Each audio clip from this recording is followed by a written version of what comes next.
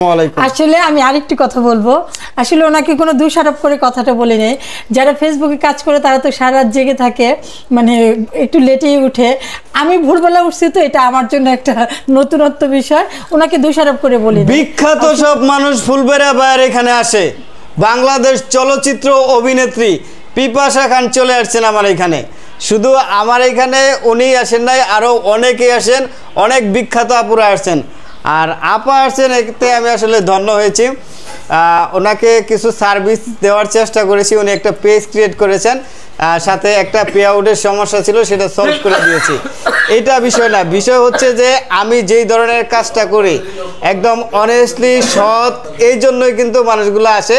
আমি আপুর কাছে জিজ্ঞাসা করব, আপা আমার ভিডিওগুলো কতদিন যাবত দেখেন?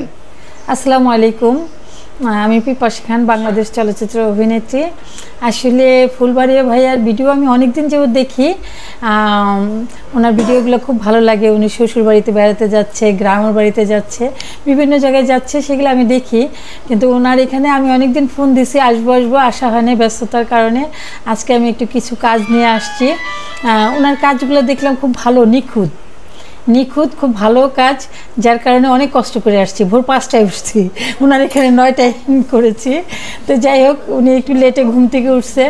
তো তারপরে যে আমার কাজগুলো হয়েছে, আর আমি ওনার একটু স্পর্শ নিলাম, ওনাকে দিয়ে নতুন একটা পেজ খুললাম। তো দেখি কি হয়, কেমন হয়। আপনারা সবাই পাশে থাকবেন, ফুলবাড়িয়া ভাইয়ার পাশে থাকবেন, পাশাপাশি আমারও পাশে থাকবেন। সবাই ভালো থাকেন, সুস্থ থাকেন। আল্লাহ হাফেজ। আচ্ছা, আপনাকে অসংখ্য ধন্যবাদ, কষ্ট করছেন অনেক সকাল থেকে। তো একটা কথা বলে রাখি, আমি আপনাদেরকে এই সার্ভিসটা যতদিন যাবত দিচ্ছি, আমি রাত দিন 24 ঘন্টা কাজ করি। তো এই যে আপনারা আসছেন, আজকে ভাগ্যক্রমে লোক কম দেখতেছেন, তারপরেও অনেকেই আছেন এখানে, দেখতে পাচ্ছেন চলে গেছে অনেকে। তো হ্যাঁ, ওনাদের কাজগুলো করতে করতে আমার দেখা যাচ্ছে সন্ধ্যা হয়ে যায়, অনেক সময় রাত 8টা 9টা 10টা বেজে যায়।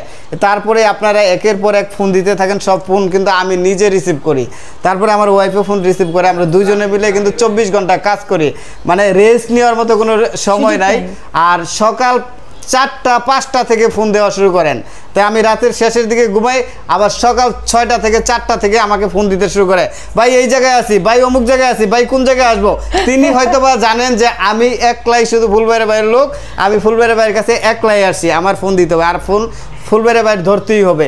রাস্তাঘাটে পথে প্রান্তরে অনেক সময় পুলিশে ধরে, জিজ্ঞাসা করে কোথায় যাও এত রাত্রে এত সকালবেলা, তখন তার একটা বিব্রতকর অবস্থায় পড়ে যায়। তখন আমার বলতে হয় যে এখানে আসবে, এই কাজের জন্য আসবে। যখন দেখে তখন কিন্তু তারা চলে আসে। এরকম নানান কারণে আমার ফোন ধরতে হয় রাত দিন 24 ঘন্টা।